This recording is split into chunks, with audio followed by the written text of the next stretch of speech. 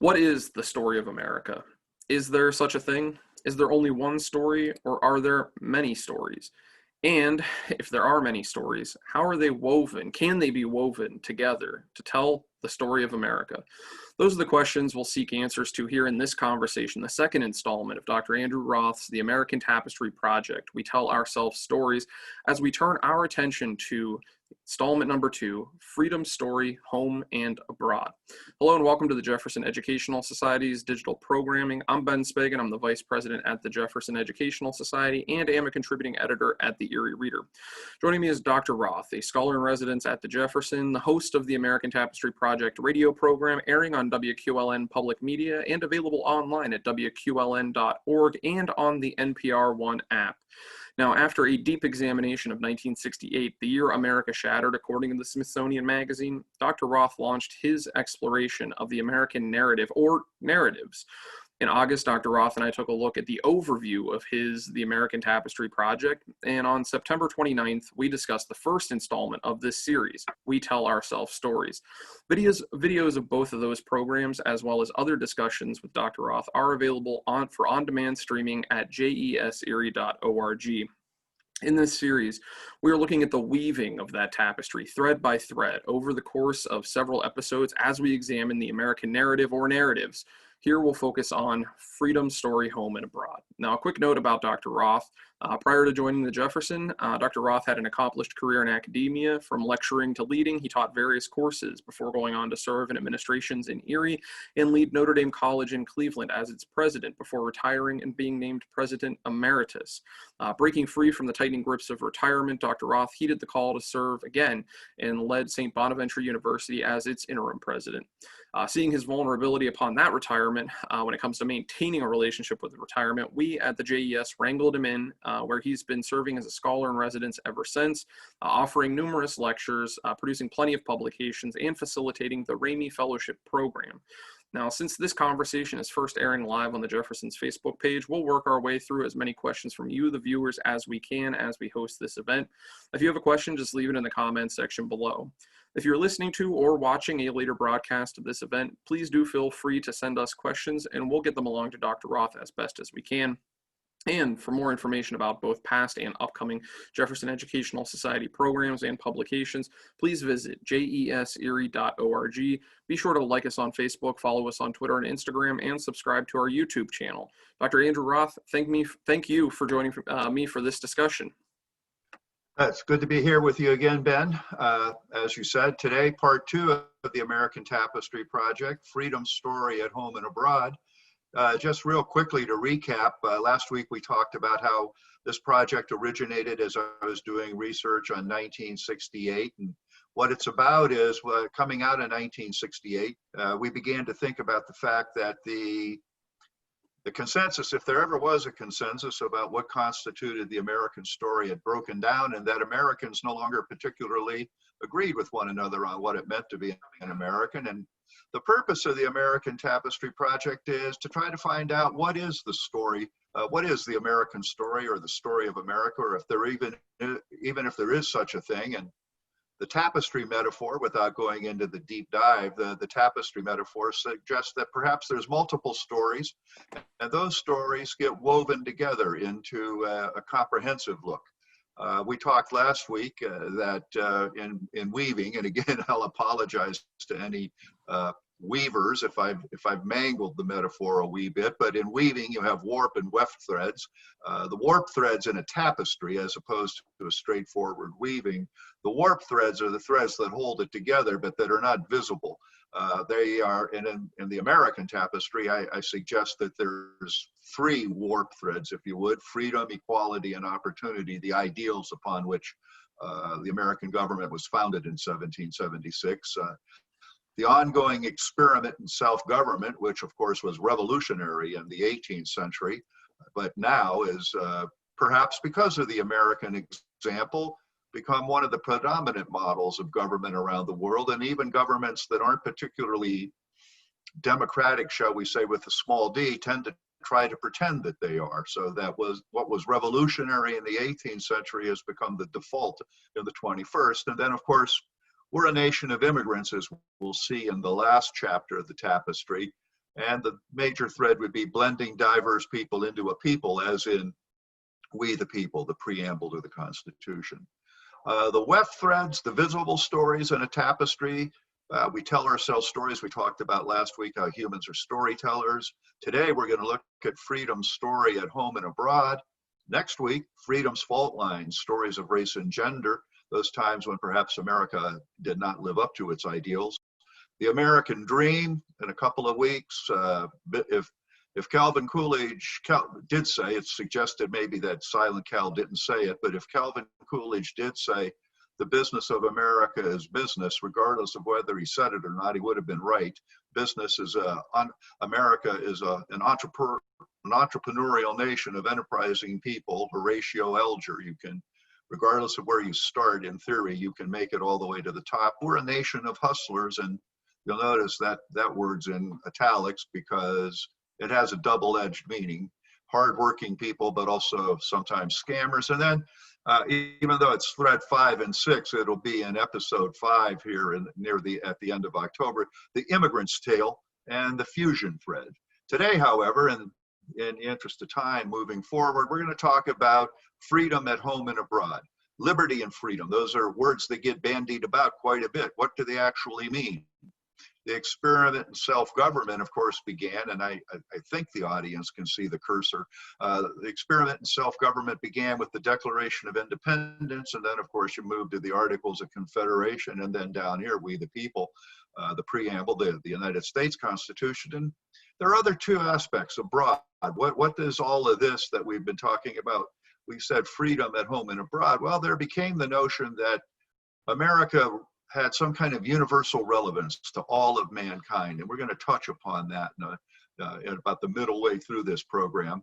And that led to this notion of American exceptionalism, which, much like Hustlers, has a double-edged sword. It has some very positive ramifications, but it also has some negative ramifications. And all of this is woven around, as we talked last week. These are all bits and pieces, threads, if you will, of the American story. And that's important because humans, not Americans, humans are storytellers. And humans take their stories very seriously. And so, like last week, quickly recapping, we talked about storytellers. And if we're going to talk about the American story, some questions to ask. What is the American story? Is there an American story? Are there multiple American stories? Why should there be an American story? Why is any of this important? And maybe the more interesting question there, to pause for just a moment, why should there be an American story? American nationality or American citizenship or American identity, if you will. We are a nation of immigrants. Everyone listening to this program today is descended from an immigrant, some sooner, some later. American citizenship, ethnicity, for lack of a better word, is not an ethnicity of blood and soil. It is really a commitment to an idea or a set of ideas, and getting those ideas straight and adhering to them and being true to them is really what the American Tapestry Project is all about. And so why is any of this important? Again, as I said, humans are storytellers. So what are the stories they tell one another about this? There was an interesting article just today in the New York Times, and I'm drawing a blank on the reporters, the editorial, the op-ed writer's comment, but she made the observation that people will turn themselves into figure eights and twist themselves into pretzels to make their story conform to reality or reality to conform to their story. Now, at the risk of a wee bit of partisanship, what she was really talking about is the contortions Fox News commentators have been going through the last several days, trying to rationalize the White House as the coronavirus hotspot of the world at the moment with previous White House policy. I'm not going to go any further with that at the moment, but it does speak to humans are storytellers, and they take their stories very seriously. They, as we said last week with that great quote from Joan Didion, people tell themselves stories to make sense of their experience. And when their experience and their stories are out of sync, they do one of two things. They'll either change the story, which would be the probably mentally healthy thing to do, to try to change it to correspond to in Carl Rowe's memorable phrase, the reality-based world. But if the story is so important to them, they'll twist the facts to fit the story. And that can lead us to all kinds of problems. And one of those problems, and we said it started in 1968, actually it goes way back in American history, 1968's a good placeholder, but 1992, actually, that's a scene from the 1992 Republican National Convention when Pat Buchanan declared there's a culture war in America, a religious war for the soul of America.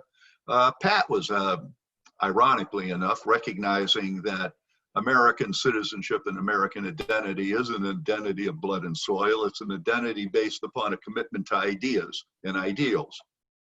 He was arguing, perhaps, that we've come to disagree about what those ideas and those ideals are.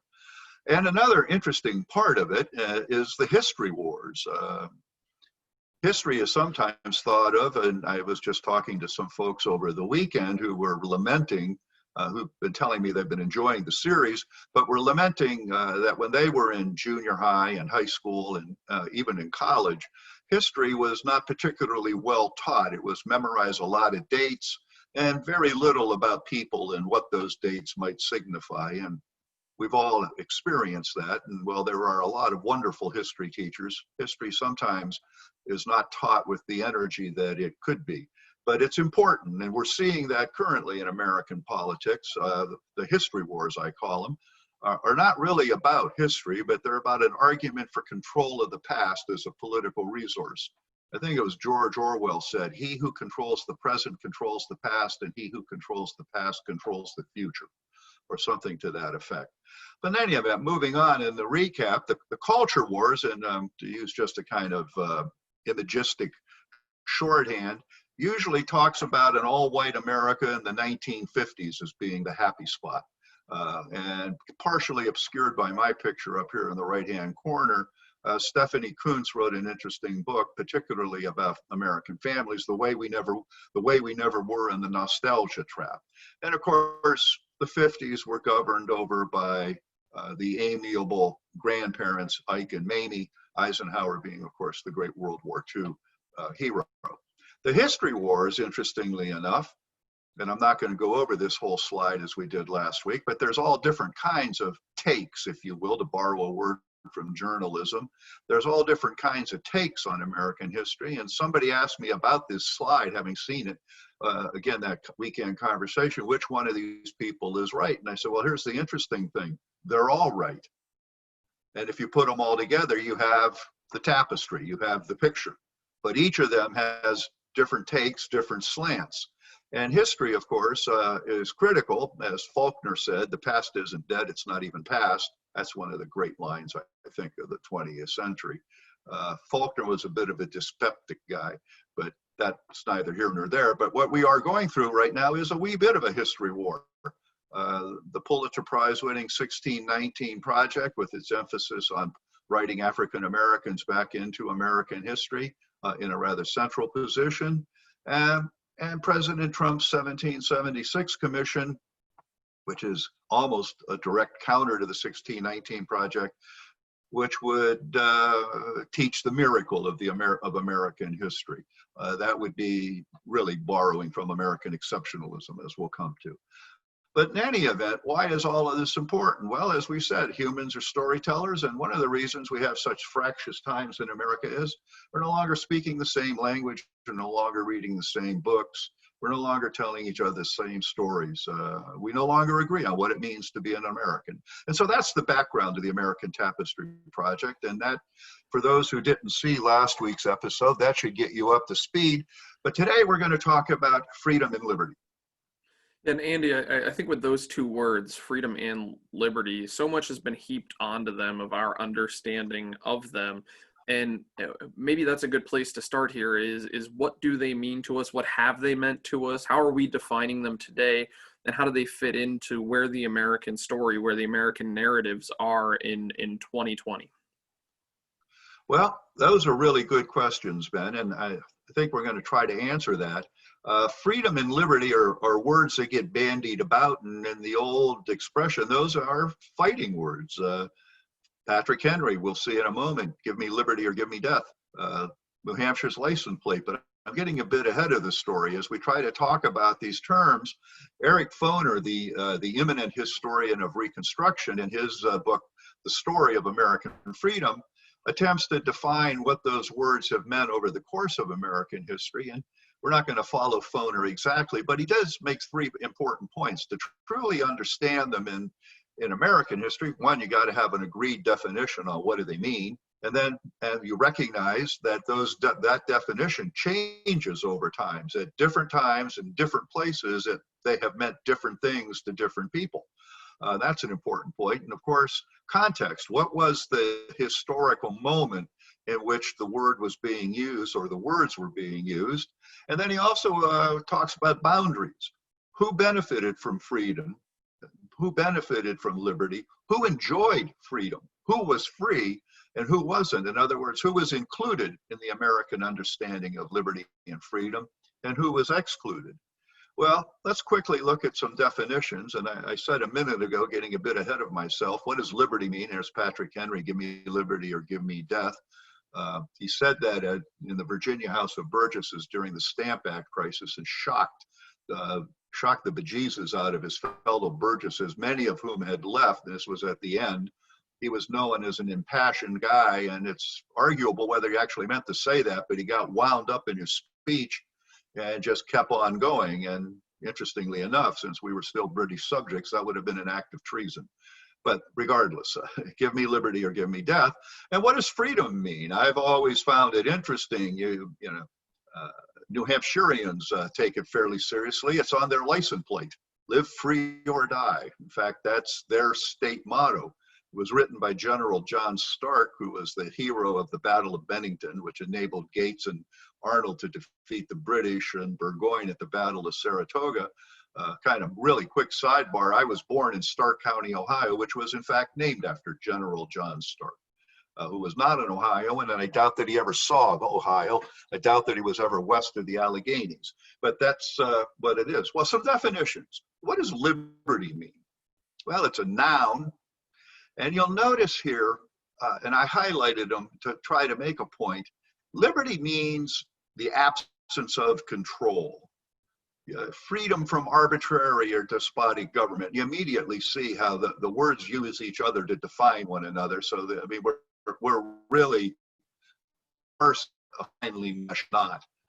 Liberty means freedom from arbitrary or despotic control, freedom from control, interference, obligation, restriction, freedom from captivity, the right of doing, thinking, speaking according to choice, freedom or the right to frequent or use a place. So liberty means to be free from something. And in the common vernacular, one would say one's at liberty. Well, I'm at liberty this afternoon, which means I don't have any obligations this afternoon. So liberty means to be free from something. But what does freedom mean? Well, it's also a noun, and it means the state of being free, which anybody who remembers elementary logic knows that's a circular definition. You just define the word using the word. And it says it's the state of being free or at liberty, rather than in confinement, the power to determine action without restraint, personal liberty as opposed to bondage or slavery, the right to enjoy, frequent, or use at will. Philosophy tends to say freedom means the power to exercise choice and make decisions without constraint. And I think that right there gets at it. But Isaiah Berlin, the eminent Oxford philosopher, said it probably best in his two concepts of liberty. The way to think of those two words is liberty equals the absence of coercion, which provides one the freedom to choose. So most specifically, freedom is the right to choose who governs one's society, or more generally, the right to choose whatever. So liberty means absence of coercion, providing one the freedom to choose. So liberty, absence of coercion, freedom to choose. You are free to choose whatever it is you'd want to do. Now, Foner had made the comment, or I had quoted Foner earlier, that freedom meant different things at different times in American history to different people. And in his book, Albion Seed, Four British Folkways in North America, he has a really interesting take on this. And even though he's talking about colonial, that is 18th century America, it has a great deal to say about contemporary America, and he says there's four iterations of liberty. The first one he calls ordered liberty. New England Puritans pursued ordered liberty or community self-governance, which really meant you were at liberty to serve the community. And it could impose substantial restrictions on individual freedom of action or conscience.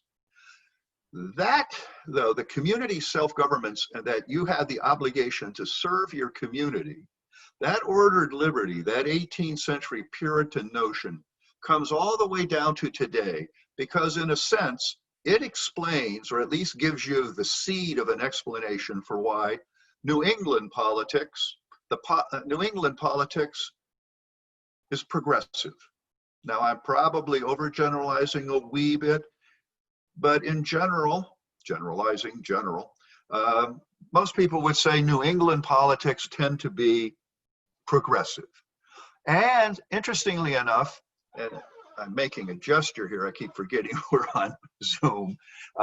Interestingly enough, those areas settled by immigrants from New England, which is to say Western New York, Northern Pennsylvania, Northeastern Ohio, along the Great Lakes into Northern Illinois, and then the upper Midwest. Those were predominantly settled by people from New England moving west, and those areas tend to be progressive in their politics. And what you see there is lingering, and I don't want to overstate this, but a kind of persistence. I like that word better than lingering, a persistence of that Puritan notion of community self-government and of community, that the individual has responsibility to the community. Hegemonic liberty, according to Fisher, Southern Cavaliers, and we could get into an interesting thing here if we had our colleague from the Jefferson, Charles Brock. Actually, New England Puritans and Southern Cavaliers were the combatants in the English Civil War of the 17th century. They just came across the ocean and continued their different ways in different parts of the country. And then when they got married in the founding of the American Revolution, that marriage has been rocky down to today because they have two different ways of looking at the world. I just gross oversimplification, but it's actually, I think that would withstand the light of day. Anyways, hegemonic liberty, Southern Cavaliers believed in a status system in which liberty was a jealously guarded aristocratic privilege that entitled some men to rule the lives of others. Well, it's to the great good fortune of all of us that the dominant Cavaliers of that 18th century era also understood the aristocratic notion of noblesse oblige, and Washington, Madison, Jefferson, Mason, Randolph, the Lees, fill in the blank, they had a sense of responsibility to their community.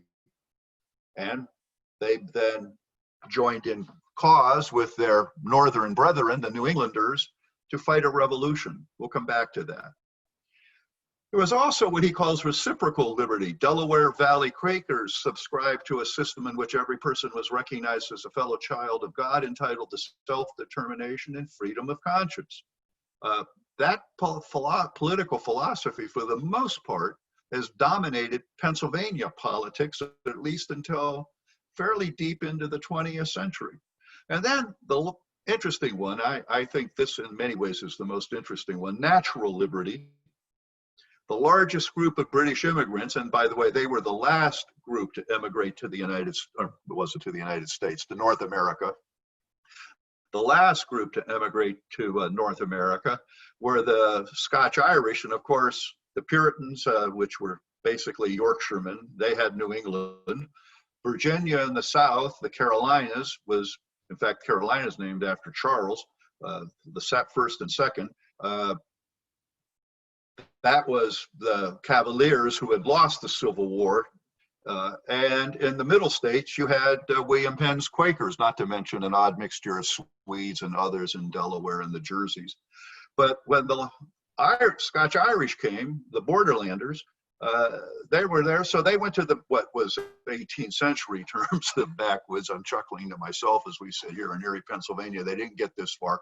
They got to Harrisburg, or Harris's Ford as it was called then, and took the Susquehanna River south and basically peopled Western Virginia, Western Carolinas, Tennessee, with what became Tennessee and Kentucky and then came back up into the Midwest through Indiana and Illinois.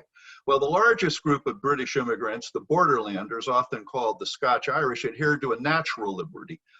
They had been fighting the English for so long. It was just in their DNA, a visceral, sometimes violent defense of self and clan. Their flag and their motto was, "Don't tread on me." And I didn't prepare a slide on this because I was just thinking about it this morning, but American politics today is really a strange combination of the wedding of natural liberty and hegemonic liberty to the people who lived to the south and moved west, and reciprocal liberty and the Puritans' notion of ordered liberty, which gives rise to progressivism. And that's where we are in some ways. So that's what liberty means. Liberty means the absence of coercion. Freedom means the right to choose. Well, and I think, Andy, a nice place to move forward, as you have on the screen there, is the American Creed, because we're looking at a very specific paragraph in a very specific document, but we're looking at it how we observe it throughout history. We know when it was written, and we know the impact it had then, and we know how history has folded in around it. So take us to the American Creed. Well, the American Creed comes from a phrase coined by Gunnar Myrdal. Gunnar Myrdal was a Swedish economist. In fact, he won a Nobel Prize in economics. But in the late 1930s, early World War II era, in parallel time almost, he'd been commissioned to do a study on, and you can see the language of that era, the Negro problem in modern democracy. What was America going to do with the challenge it had of its racial challenge? So the phrase American Creed was first coined by Gunnar Myrdal in An American Dilemma, but it is also now used to describe the Declaration of Independence, and more particularly the second paragraph of the Declaration of Independence. Myrdal said the American Creed consisted of individualism, democratic self-government, a free market economy, and equality of opportunity. He said the shared belief in these values and this American Creed held America's diverse people together in a common culture. And I think he's absolutely right. And that is probably one of the more succinct statements of this notion that we are a country based not on blood and soil, but on a shared commitment to ideals and ideas. In regards to the problem of race relations in America, Myrdal kind of naively believed in hindsight, because here we are, that was 1944, so some 75 years later, we are still struggling very much so with trying to resolve that issue. He believed over time, the commitment to these ideals, it would solve itself. And as we see, that has not quite happened, or at least not quite happened yet. Although I think it's happening. It's happening. But the American Creed also refers to, as I said, the second paragraph of the Declaration of Independence. And we're going to take a short walk through that second paragraph. Everybody's heard it, they know it, but let's take a look at it. We hold these truths to be self-evident. Well, who are the we? Well, the we, in Jefferson's language, meant the people. Later, we'll discover that Gouverneur Morris, in the first paragraph, the preamble to the Constitution, also quickly used we the people. But we hold these truths to be self-evident. Interestingly enough, Jefferson had originally written, we hold these truths to be sacred and undeniable. It was Benjamin Franklin who changed it to self-evident. Franklin, the man of the Enlightenment, said, no, they're self-evident because they can be discovered. Things that are sacred and undeniable are given, and things that are given can be taken away. Things that are discovered are proven to be an immutable truth. We hold these truths to be self-evident, that all men are created equal. Well, we believe that, but we've been arguing about two words in that sentence, or that phrase, ever since. One, what does equality mean? Does it mean equality of opportunity or equality of outcome? Because quite clearly, not all people are not equal. Some are fast, some are slow, some are smart, some are not. Some are industrious, some are, we know all of those things. So what does that mean? Well, it means probably best understood as equality under the law, ideally. And we also know that's an ideal that has been frequently honored in the abeyance. But what did they mean by all men? Well, they didn't mean all men. They actually meant all white property owning males. They excluded any white man who didn't own property. They excluded by definition almost women. It says men, and they meant men. And it didn't include people of color or Native Americans. And they are created equal. They're endowed by their creator with certain unalienable rights. Those are rights that cannot be taken away from you. And these are life, liberty, and the pursuit of happiness. Well, because we are created equal, and because we have life, and you'll notice that word liberty, we are free from external constraint, we can create our own government. Governments are created by the consent of the governed. We take that for granted now. In the 18th century, that was revolutionary. In the 17th century, when Locke first wrote the book, before the book was published, he left the country because he knew that would have been considered treason in a monarchy. And that whenever that government becomes destructive of these ends, that is life, liberty, and the pursuit of happiness, the right of the people to abolish it and to institute new government. So of course they were justifying revolution. Well, that's the American creed. And that actually is the ideals, the truths, these truths that we live by. So when we say American, to be an American is not an ethnicity of blood and soil, but it's a citizenship based upon a commitment to a shared set of ideals. Those are the ideals that we are talking about.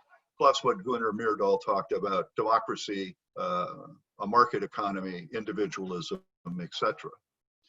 The Declaration of Independence, interestingly enough, in a part that is not ever quoted or very rarely quoted, the Declaration of Independence consists basically of two parts: the declaration that we just said, but also a list of causes that justified declaring independence. And I'm not going to go through all of them, but there are three in there that do speak kind of uncannily to Shakespeare. And The Winter's Tale says, "I too have drunk and seen the spider," which meant if you drank out of a cup and saw the image of a spider made by the residue at the bottom of the cup, that meant you were going to die. The phrase has become more generally just accepted as an omen of foreboding. If you read the causes that were there are two or three that speak to issues we've never resolved. They accused King George III of preventing immigration to the United States. Well, immigration's still an issue today. They accused him of abolishing the free system of English laws. This is in Canada, when the Quebec Act established the Roman Catholic Church as the French as the dominant group in Canada, or what was then French Canada, because English Canada didn't really exist yet. English Canada largely being settled by loyalists who fled the United States after the Revolution, but it's more complicated than that. But they thought that was a threat to their liberty. But interestingly enough, this is the very last one. The third one on this screen is also the last cause listed in the Declaration. They accused King George of exciting domestic insurrections amongst us. Well, that's a nice sanitized way of saying they accused the king of encouraging slave rebellions in the South, particularly Dunmore, the governor of Virginia, offering freedom for anyone who could. And he accuses them of having encouraged the merciless Indian savages whose only known rule of war is an undistinguished destruction of all ages, sex, and conditions. Two issues that we labor with today are in that last cause. How do we deal with the residue, the aftermath of slavery? And we are still struggling. How are the Native Americans, the indigenous people who were here first, how are they to be assimilated into the American experiment? Of course, they were assimilated into the experiment. The Immigration Act of 1924, I believe it's called the Snyder Clause, but don't hold me to that, granted blanket citizenship to all Native Americans, whether they wanted it or not. So that's the American creed. Representative self-government, well, that's the other thread. We were saying freedom at home and abroad is what's the definition of freedom? What is the American creed? But I don't know. I'm going to pause for a moment, Ben, and Yes, so Andy, I think that's a catch good my place. breath. Yeah, so I think this is a good place to pause as we come through the American Creed and continue that, and before we get to the next chapter in this particular installment. And it's been said time and again, that this is a great experiment, that America is a great experiment, and a significant part of that American experimentation has been self-government. So from the earliest onsets, though, we have seen, as we start to establish the country's government, we've seen contention between the ways in which we want to govern. Some thinking that a sectionalist approach is the better approach, and we see some that argue that a nationalist approach is the best approach. And here we are a collection of states, and we have a big government that is overlaid, operating at a federal level, overlaid atop states that have their own governments. So take us back to the beginning and how we're starting to unpack that and looking at sectionalism versus nationalism and how we're trying to make sense of the two, and then how we continue to do that throughout our narrative. And again, perhaps a thread we've never knotted off at the end, or we've never completely fully worked into the story, or something that we're still working on today. Well, when you think about what I just said about the American Creed, and let me see if I can go back quickly. Well, no, I think what will happen here is going to take us through all of the animations in that slide. But if you think back to the American Creed, the second paragraph of the Declaration of Independence, there's really two big parts. The first part is we hold these truths to be self-evident. The second part is that government is created by the consent of the governed. Well, we're still, there's not much argument anymore about the first part, although who gets included in all that all men are created equal. There's still some friction around the edges of that, to say the least. But the second part, what's the nature of the government we're creating? That argument is as old, it's older than the Republic, and it's as new as the 12 o'clock news. And whether Governor Wolf can tell you to do X, and whether the Center for Disease Control has the ability to assert authority in, just to pull the state out of the air, Idaho. And that goes all the way back to the beginning. The very first form of government coming out of, now remember, you had 13 colonies, each of which was, well, they weren't sovereign and independent, they were colonies. They belonged to England, and they were subservient to England. And then for a brief moment in the 18th century, they had a certain amount of sovereignty.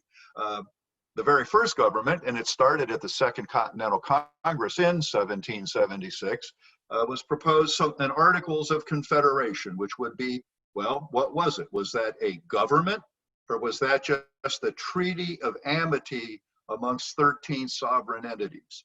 And they would agree to certain things, primarily the common defense. That didn't get ratified until March 1st, 1781, which, by the way, that's 5 years into the American Revolution. And so the Articles of Confederation were very weak. Now, there's a really kind of interesting jargon issue here.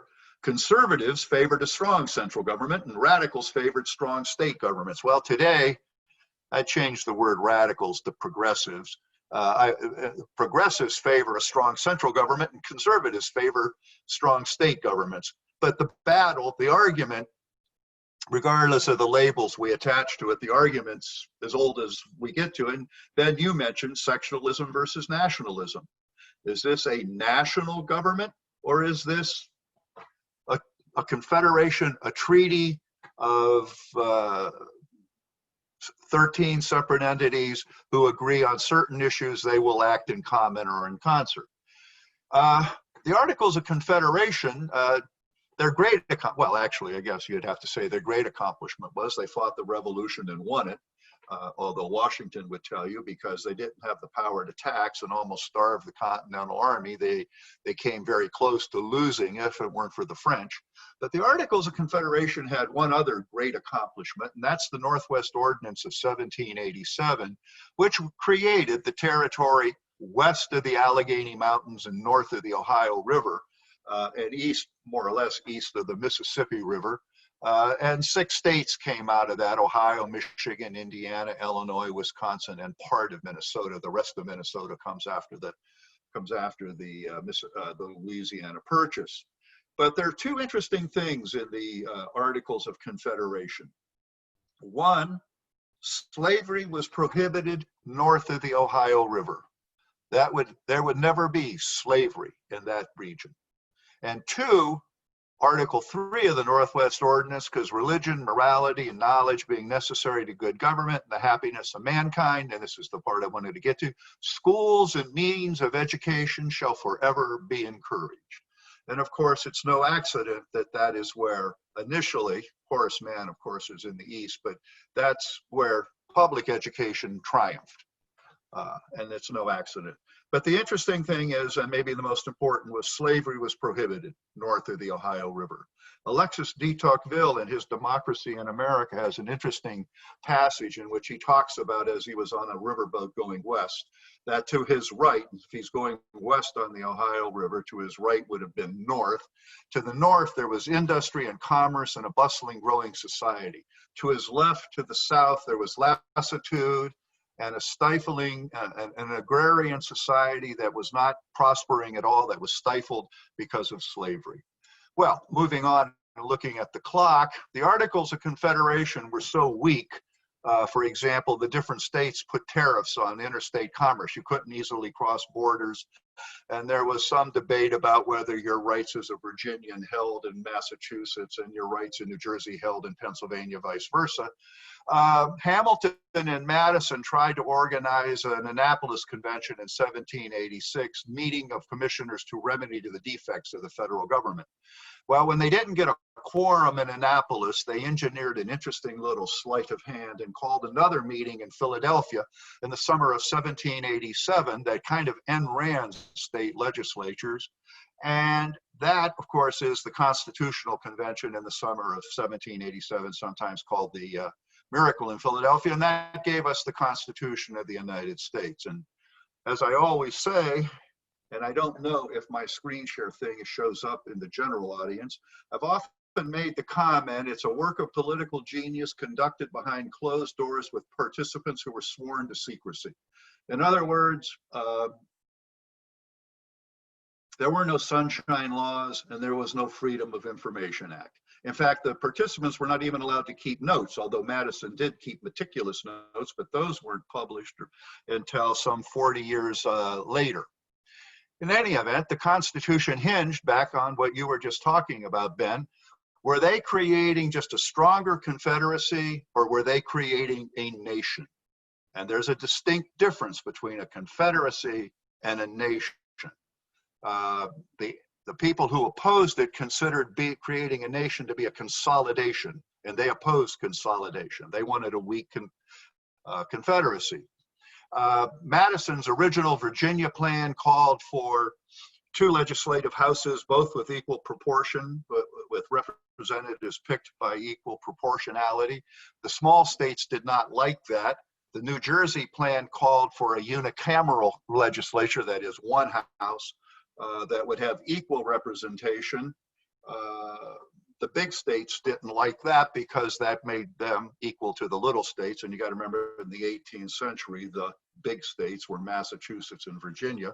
And so you ended up with Roger Sherman and Oliver Ellsworth's the Connecticut Compromise, which is the government we have today. You have a 2-house legislature. One house is equal representation of the Senate. Everybody gets 2 senators. And the lower house, the House of Representatives, based on population. And that is the form of government we had today. The founders would have thought that the legislature would be the most powerful branch of government. The executive, they didn't quite know what to call the executive, whether he was, they didn't use the word president initially, they called chief magistrate, but that sounded like a judge, which was not what they meant. but the executive, they meant to hit the executive would be like the administrator who would just run this thing to make sure on a practical basis it got done. And of course, the Supreme Court, they were not entirely clear on what they expected the Supreme Court to do. It's Marshall, some 20 years later, who begins to, in Marbury versus Madison, that the Supreme Court would be the arbiter of the constitutionality of the laws. Abolitionists leading into the Civil War accused William Lloyd Garrison most vehemently, accused the Constitution in its original form of being a slave document, although the word slavery is never mentioned in it. But in its original form, there were 3 clauses that pretty much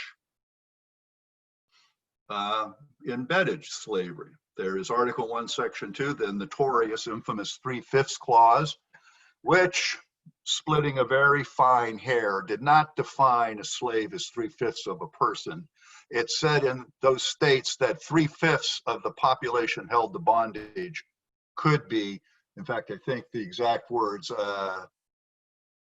including those bound to service, which is a nice euphemism for slavery. You could only count 3/5 of them. Ironically enough, the practical consequence of that was to give the South control of the legislature. And in a double irony, we'll discover after the Civil War, when the 3/5 clause was abolished and you could count 100% of the African American community, you still gave the South control of the legislature. I'm getting way ahead of the story. Article 1, Section 9 abolished the slave trade, but in 1808, remember they're writing this Constitution in 1787, so they gave themselves 21 years, is that? The founders thought that slavery would wither away and just go away. This predates Eli Whitney's cotton gin, and of course, as we well know, the founders were wrong on that. And Article 4, Section 2 is the notorious Fugitive Slave Clause, which said that any slave or any person bound to service who escaped to a state in which there was no slavery, that state was bound to return them.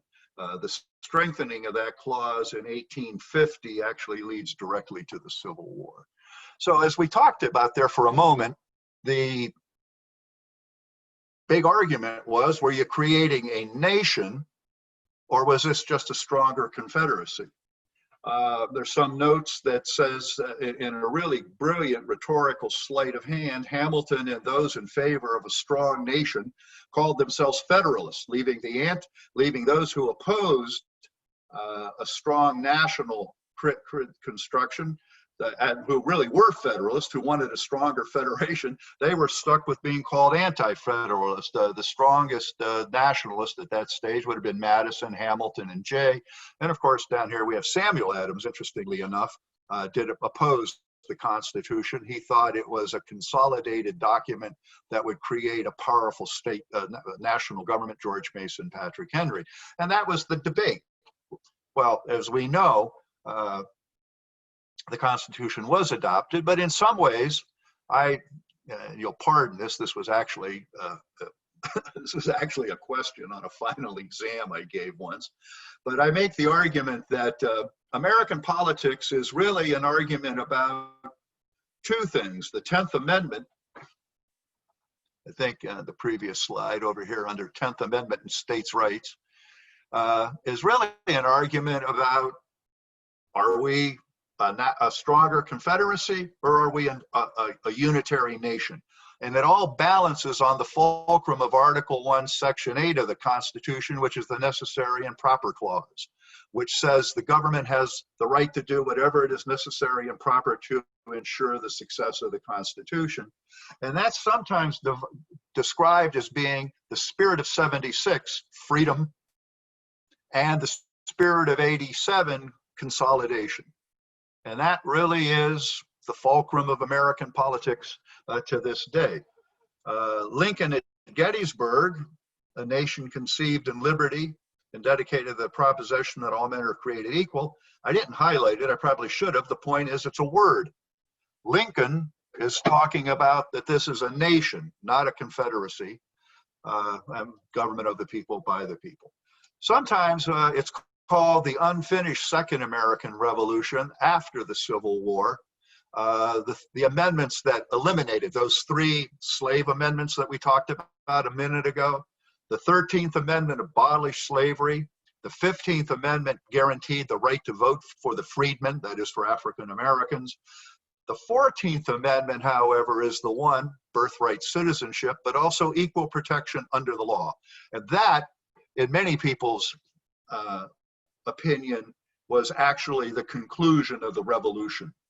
Now, we know that that hasn't been the conclusion of the revolution, because as we will see next week in Freedom's Fault Lines, Tales of Race and Gender, particularly the debate over 14 and 15 continues to this day. And then, of course, further expansion with women's right to vote in 1919. Yeah, and Andy, if I can chime in there, Can you carry this for a minute? I'm gonna step away for one moment. Sure, and so one of the things that I wanted to chime in to note there with Andy's presentation in the 13th, 14th, and 15th Amendments, with the 13th Amendment, we see the country still working to do some rhetorical gymnastics, if you will, to overall have its conversation on race, and we'll see that in the next installment as we look at Freedom's Fault Lines. As Andy had mentioned, we take a look at gender and race, particularly in the country, but we see even as we're working to conclude that particular revolution, as Andy framed it, with the 13th Amendment now, so much emphasis today is being forced on the clause that essentially grants freedom except to those who have been charged guilty as criminals. And so we see the criminalization.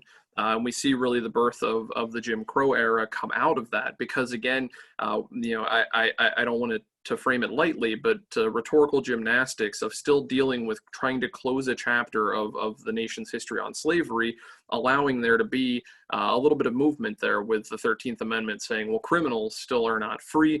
And that's something that we have to wrestle with. And we see that impact still today rippling through. So an important section there that I think helps tee up what's going to come when we take a look at the next installment of this series with race and gender. Dr. Roth, glad to see you're back. I was just recapping some of that, but let's go on to chapter 4 because I think thank you for doing that, Ben. My do it in the world of Zoom. My dehumidifier kicked on. I don't know if anybody else could hear it, but it was dry. I could hear it, and I think, oh no. Anyways, I got rid of that. And Ben's absolutely right. The 13th Amendment is more complicated than what I just said. It has the caveat in there, except those convicted, which gives, it was not the framers of that amendment didn't mean it that way, but they inadvertently created a loophole through which we will see next week was driven a whole attempt to re-enslave.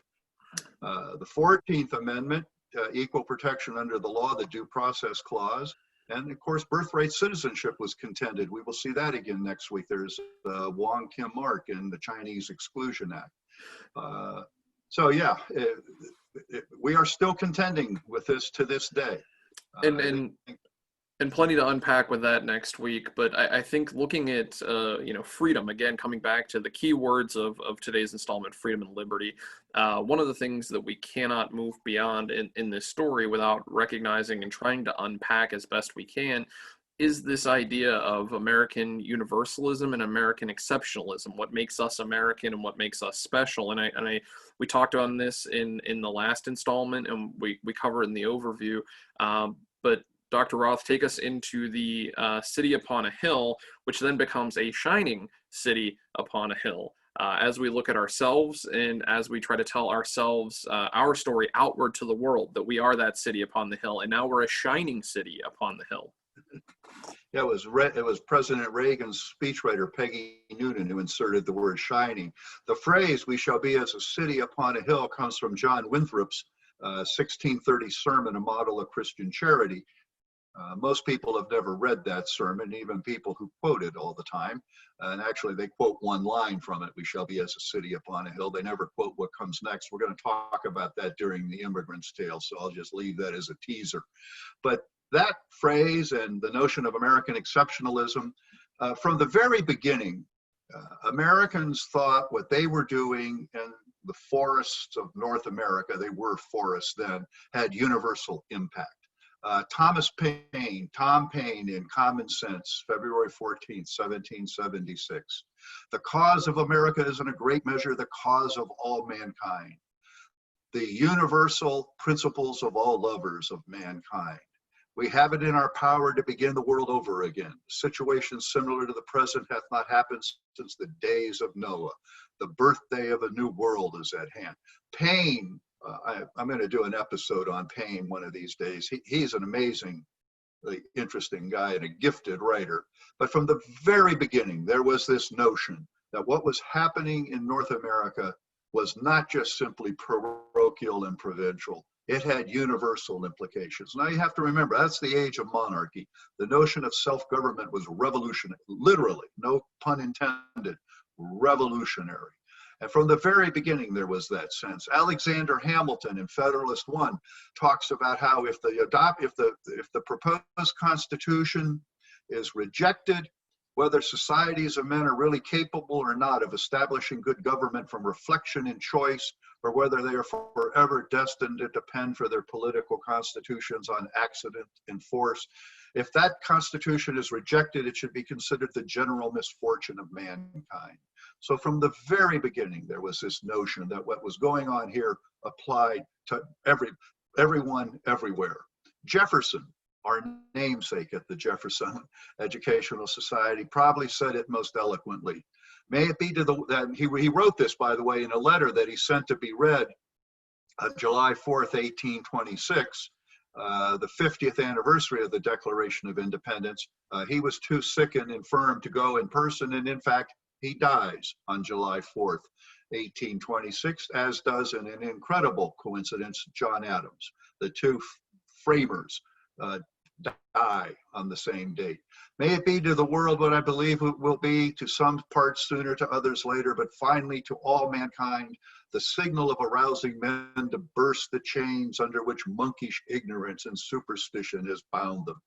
All eyes are opening to the rights of man.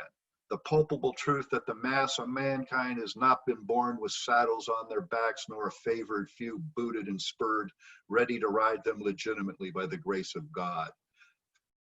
There are grounds of hope. These are grounds of hope for others. Jefferson's powerful statement that this isn't just about us, this is about the whole world.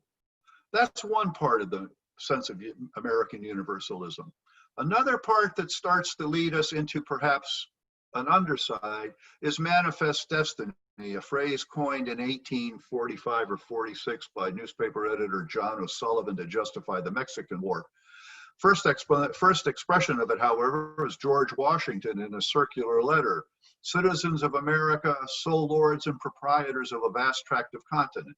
I tend to be a Washington fan, but they weren't the sole lords and proprietors of a vast and empty continent. There were a lot of other people on that continent. Native Americans, French, Spanish, the British had not entirely left, as a matter of fact. They're from this period considered to be actors on a most conspicuous theater that designed by Providence for the display of human greatness. And that leads then to, this is John Gass' Spirit of America, 1876 painting, but this whole notion of American manifest destiny. Special virtues of the American people and their institutions. The mission of the United States to redeem and remake the West in the image of agrarian America, and when they ran into the Pacific Ocean, they just kept going to Hawaii, the Philippines, etc. We'll loop back to Cuba and the Spanish-American War. An irresistible destiny to accomplish this essential duty. And you see it in the winning of the West. This is a map of America circa 1850. This is orange is the United States, and you have this outlier, California, that was admitted to the Union prior, and then you had to join these. Teddy Roosevelt's The Winning of the West, the Morrill Act of 1862, which created the Homestead Act, Seward's Folly buying Alaska. This is the monument at Little Bighorn, then the massacre at Wounded Knee, the Spanish-American War, the annexation of Hawaii and the Philippines. This is Charles Vernon Gridley, Erie's own. His claim to fame, it was to him that Admiral Dewey at the Battle of Manila said, "You can fire when ready, Gridley." There's a square on 6th Street and a school on 6th Street named after him. He is buried in Lakeview Cemetery.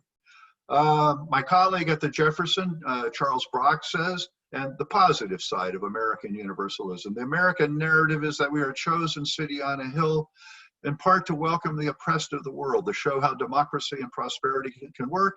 And when able, it's our duty to defend others from oppression and tyranny as we have freed ourselves. That's the positive view. And that has had multiple and kind of ambiguous results. Making the world safe for democracy in World War I, the failed League of Nations, the Marshall Plan that rebuilt Europe after World War II, the founding of the United Nations, Roosevelt's four freedoms: freedom of speech, freedom of worship, freedom from want, freedom from fear. But that's also had some ambiguous results. The Bay of Pigs imbroglio, embarrassment over that, led indirectly to the war in Vietnam being escalated. You later have the war in Afghanistan and Operation Iraqi Freedom.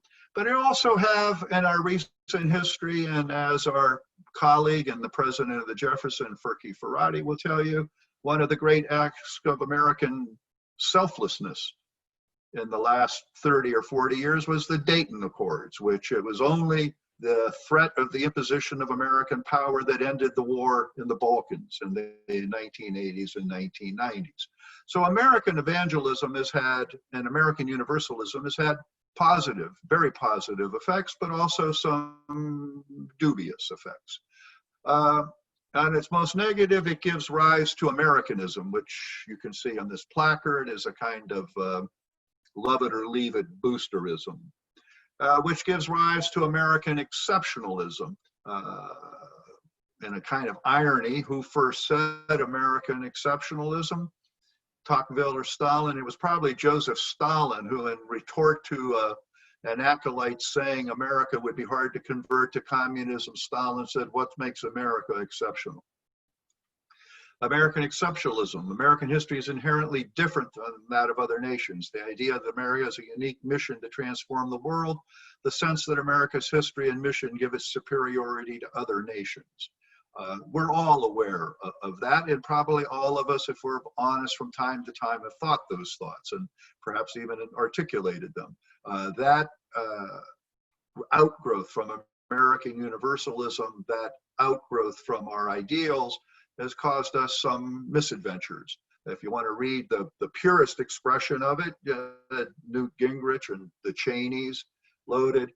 Seymour Martin Lips points out it's a double-edged sword, as I have just been discussing, and Thomas Bender's recent book, A Nation Among Nations. If we really are to understand American history, we have to understand that perhaps we are exceptional, but really our history can only be understood in the context of the history of other nations that surround us. So in any event, that's today's freedom story at home and abroad. We've talked about what freedom and liberty is. Liberty is absence of coercion, giving you the freedom to choose, the ongoing experiment in self-government, the fact that what we started here in the 18th century had universal human implications, and the fact that that has had ambiguous results at times does not, in my mind, undercut the validity, the nobility of the foundational ideals: equality, opportunity, freedom, equality, and opportunity. And I think the spirit of those ideals still animates us. But we need to remember the spirit of those ideals as we next week look at freedom stories, stories of race and gender, when we have not always remembered those.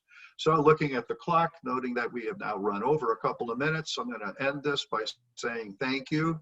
I hope that made some sense, and thank you for joining us. And I hope you join us again next week for Freedom's Fault Lines, Tales of Race and Gender.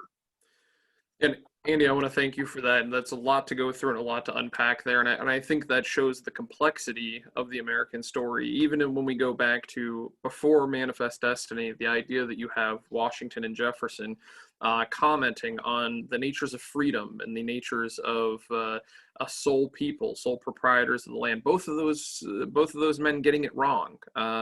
Jefferson and Washington, both slaveholders, and speaking to a nation that was only their nation, not a nation that includes others. And so I think maybe experiment is that word, where we continue to keep experimenting, looking back on where we've gotten it wrong, how we've gotten it wrong, how we've worked to improve it, how we work to continue to improve it. So I think that's what's really important about the next installment, looking at race and gender. But I suppose if I was to ask you just one question here at the end before we sign off, it is your take in wrestling with that of the history. Do we see this as a living, breathing experiment that we're continuing to work on? Do we see it more episodically? And I think that maybe goes back to what we were talking about in the first installment here of the ways to look at history. Do we judge the past by the past standards? Do we judge it by today's standards? How do we have that conversation when we're looking at people that have had significant contributions to our history, like Washington and Jefferson, saying things that sound and are brilliant, but knowing that that doesn't include all of us, we the people, all Americans, that's at times just white men and just white men who own property. How do we wrestle with that as we try to understand Americans' narrative, especially, as you said, freedom home and abroad? We project that globally. Your take on that, Andy? I think those are great questions, Ben. And as a matter of fact, not to give either of us more work, I think maybe one of the things we should do is each of us write down our questions as we think about them during these episodes. And we could do a sixth episode that would have no slides, and maybe have Charles Brock or some other people join us and just have a conversation about these questions. Your first question you asked me is, if I understood you correctly, I think part of the struggle that's going on in the culture wars, part of the struggle that's going on in, the 1619 project versus the 1776 project is there are those who would like to say that American history was finished with the founding, and that all we need to do is live as the founders did, in a somewhat of a oversimplification, the originalist take in law on the Constitution, which Joseph Ellis eviscerates in his book Dialogue with the Founders, which is I'm not going to get into a full-blown legal philosophy debate with someone, but the originalist notion that you interpret the Constitution the way the founders would have interpreted it is just simply, on the face of it, silly in my mind. Look at the picture behind me. The founders would have had no way to conceive of the world that built that. And so I think what the founders did is they created an organic document, and that they were political creatures who, as our colleague Judy Lynch and I have talked about, what shrewd democratic, small d, what shrewd politicians do is, I get what I can get today and I'll get the rest tomorrow. The founders created a document based on a set of ideals: freedom, equality, and opportunity. And they put together the thing as best they could do, assuming that their descendants would refine it and alter it as it went on. So I would say it's an organic, evolutionary thing, and we constantly are learning, and we're constantly adjusting on the ground. That learning and adjustment, for me to say that right now, chatting with you, sounds almost antiseptic and simple. Like in a classroom, no. On the streets behind us, it can get bloody, it can get ugly. But it's a dynamic, organic growth as we constantly refine. And I think, as John Meacham has pointed out, Martin Luther King's famous line, the arc of the moral universe is long, but it bends towards justice.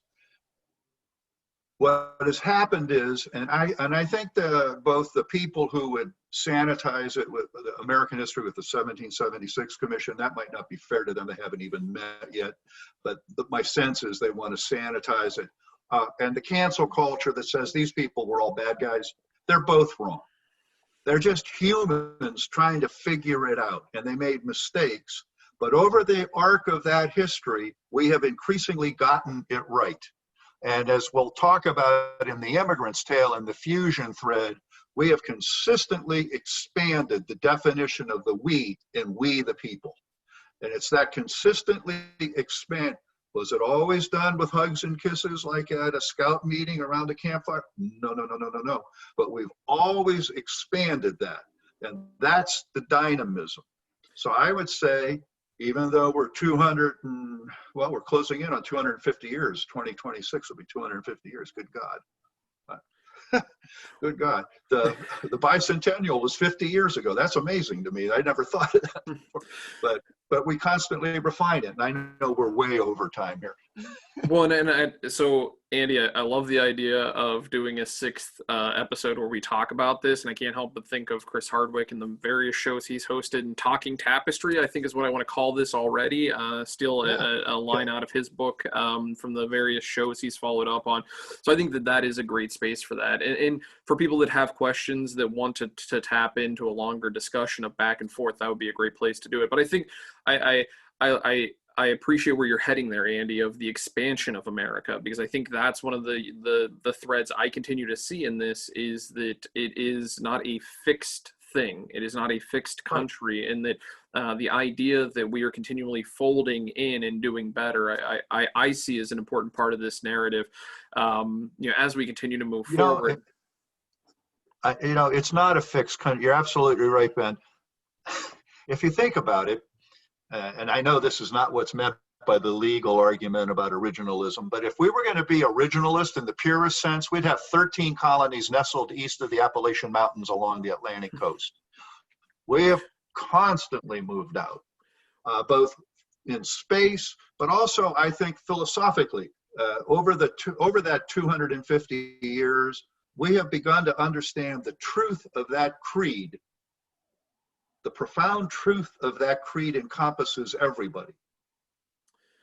I like that framing of it, and the idea that acknowledging where we have gotten it wrong, where we've been exclusive, how we adjust and move to be inclusive, and that it is a movable antecedent to the we. Who is the we, and we continue to deepen that as we look at what America is, who America is, and how we as storytellers capture all of our stories and make sure that we tell them fully, not omitting the parts that we think are troubling, challenging, or do a disservice, but really being honest with ourselves. And I think that's being honest brokers of our own history, hoping that others can continue to learn from that and continue to be included in that conversation. And it's just like you and me, you and me, in our personal life. You can't correct a mistake unless you first acknowledge the mistake. And I think, as we'll see next week, we've made some mistakes, but we're correcting them. Not maybe as quickly as would be ideal, but we're correcting them. Right, and we are working on that, and I can't wait for next week's conversation, the next installment, taking a look at race and gender as we move through the American Tapestry project. We tell ourselves stories. So Dr. Andrew Roth, scholar in residence at the Jefferson Educational Society, host of the American Tapestry project on WQLN Public Media, with episodes available on the NPR One app as well as online at WQLN.org. Thank you for this installment of this conversation. And of course, to all of you at home. Sorry, go ahead, Andy. I was going to say, and next week I'll make sure the dehumidifier's off. Always a good thing to check all the appliances before we launch one of these Zooms. No, we appreciate it. Here we are, conversation and all, dehumidifiers and all. But thanks to all of you watching along at home, whether your dehumidifiers are running or not. We appreciate you for tuning in. We look forward to welcoming Dr. Roth back a week from today, live at noon on the JES Facebook page for part 3 of this series. And of course, each episode of this series is available on demand at jeserie.org. To catch other discussions with Dr. Andrew Roth, including 2 looks on 1968, and to read his book note series, head over to the JES website, jeserie.org. There you're going to find also videos of past presentations available for streaming on demand, other publications, including essays, reports, and other timely writings, as well as information about upcoming JES discussions. And be sure to like us on Facebook, follow us on Twitter and Instagram, and subscribe to our YouTube channel. For the Jefferson Educational Society, I'm Ben Speggen. Be safe, be sound, and thanks for listening and learning with us.